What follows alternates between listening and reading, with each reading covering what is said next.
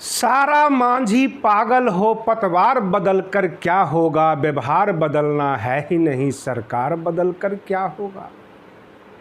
जी हाँ दोस्तों, मैं आरडी भारती और आप देख रहे हैं बिहारी सुल्तान।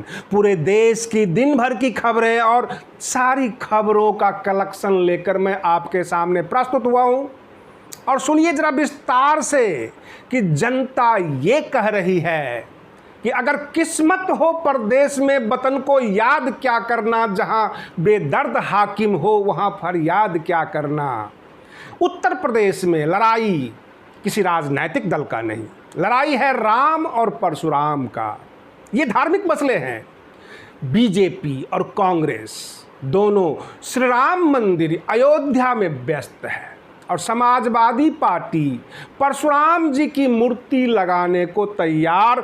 तो काउंटर में बहन मायावती जी भी उतर गई कि परशुराम हॉस्पिटल बनाएंगे। ऐसे बहन मायावती जी ने राजनीतिक परिपक्वता का परिचय दिया कि उन्होंने परशुराम जी की मूर्ति ना बनाकर परशुराम जी का हॉस्पिटल उनके नाम से बनाने की घोषणा की। जब हम सत्ता में आएंगे तो परशुराम जी के नाम से हॉस्पिटल बनाएंगे जिससे आम जनता को लाभ होगा।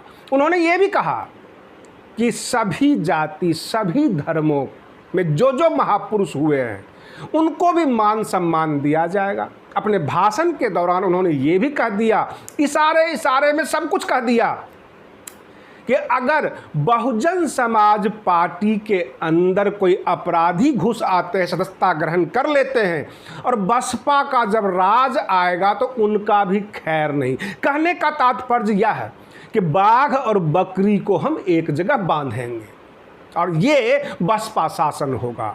बहुत सारी मुद्दे उन्होंने उठाए हैं, लेकिन आपको बता दूं कि 2022 का जब उत्तर प्रदेश का चुनाव होगा तो एक मुद्दा और उठने वाला है उत्तर प्रदेश में, और वो मुद्दा होगा राजा सुहेल देव। यानी महाराजा सुहेल देव के ऊपर भी चुनावी जो है जितने भी गेम बनाए जाएंगे, जो योजनाएं बनाए जाएंगे वो सब होंगे। और बहन मायावती जी ने इशारों इशारों में कह दिया कि सभी जाति सभी धर्मों के जो महापुरुष हैं उनको हम सम्मानित करेंगे। तो जाहिर सी बात है बहुजन समाज पार्टी के कार्यक्रम में महाराजा सुहेल देव भी हो सकते हैं, और महाराजा सुहेल देव को लेकर चलते हैं ओम प्रकाश राजभर जो पूर्वांचल से हैं।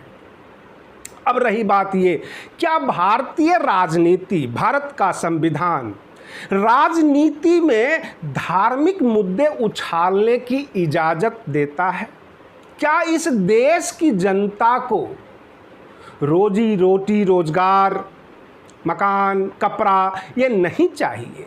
मैं आपको बता देता हूं, उत्तर प्रदेश के बहुत सारे ज़िले यानी 75 ज़िले में 74 ज़िले ऐसे आपको मिलेंगे जहां दूर दराज बहुजन समाज के जो मोहल्ले हैं 2010-2011 से वो लाइन में लगे हुए हैं कि प्रधानमंत्री आवास योजना के तहत उन्हें एक घर मिलेगा और उनके बच्चे घरों में सुरक्षित होंगे, लेकिन आज तक नहीं मिला है।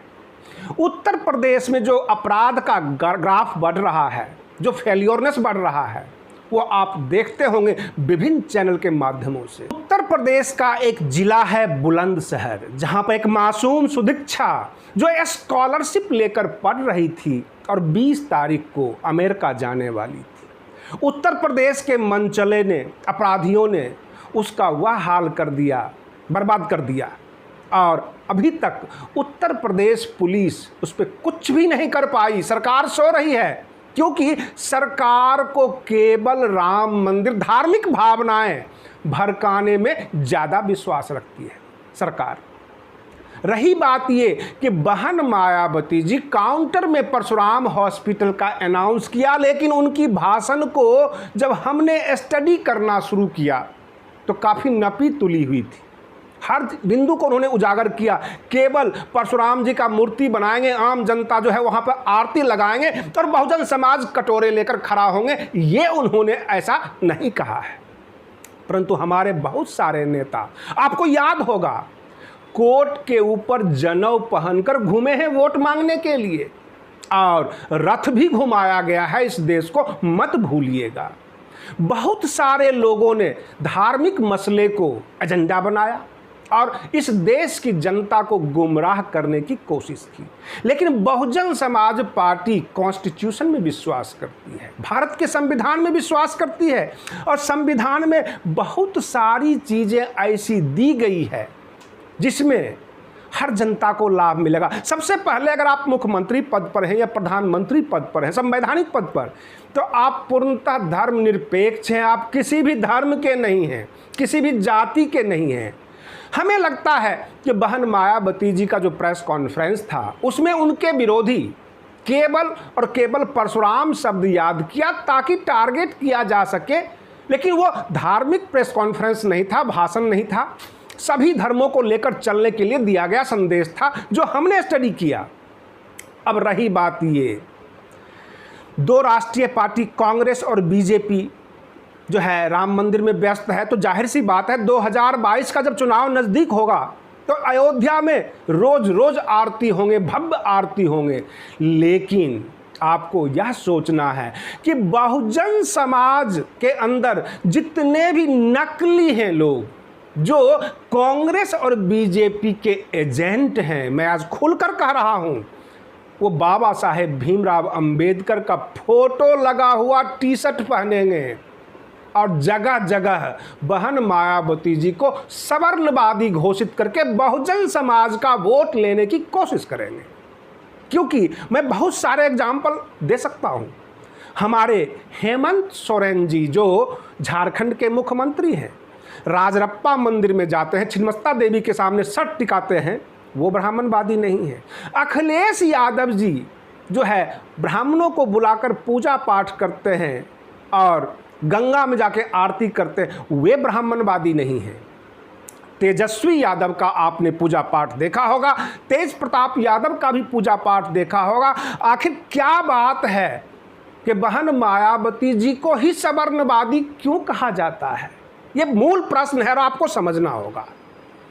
पूरे उत्तर प्रदेश में करीब 85% बहुजन समाज के नेता हैं जो हर जगह उठते बैठते हैं। और बहन मायावती जी ने क्या कहा? सर्व समाज को जोड़ना है, सभी को जोड़ना है। जाहिर सी बात है, अगर आप देश के प्रधानमंत्री पद के दावेदार हैं, आप बड़े नेता हैं, 4 बार मुख्यमंत्री रहे हैं, अगर आपका राष्ट्रीय दल है और उस दल के राष्ट्रीय अध्यक्ष हैं, तो सर्व समाज को लेकर चलना होगा। जातिवादी संकीर्णता से आपको ऊपर उठना होगा। बहन मायावती जी ने ये संदेश दिया और लोग उन्हें सवर्णवादी कहते हैं।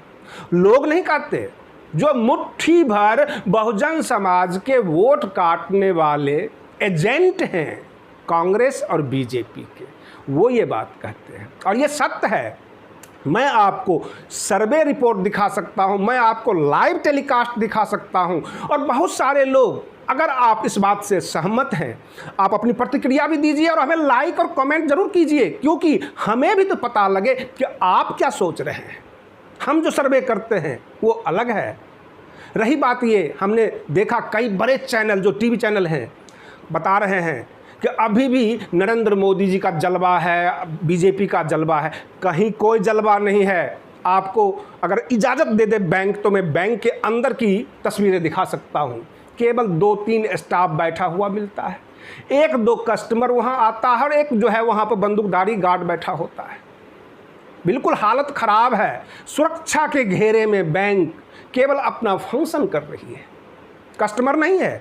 बाजार में लोग नज़र नहीं आते हैं। और आप कहते हैं कि आर्थिक रूप से मजबूत है, अर्थव्यवस्था ठीक हुई है।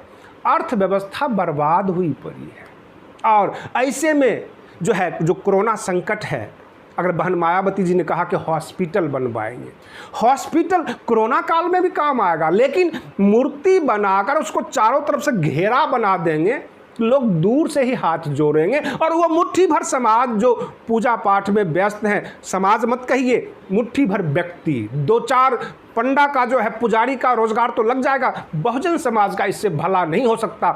आप धार्मिक मसले उठाएं, लेकिन समाज को साथ लेके चलें। किसी न किसी बहाने समाज को फायदा होना चाहिए। यही अच्छे नेता का गुण है। आप बने रहिए बिहारी सुल्तान चैनल के साथ। हम फिर आपके साथ मिलते हैं अगले वीडियो में। तब तक के लिए धन्यवाद।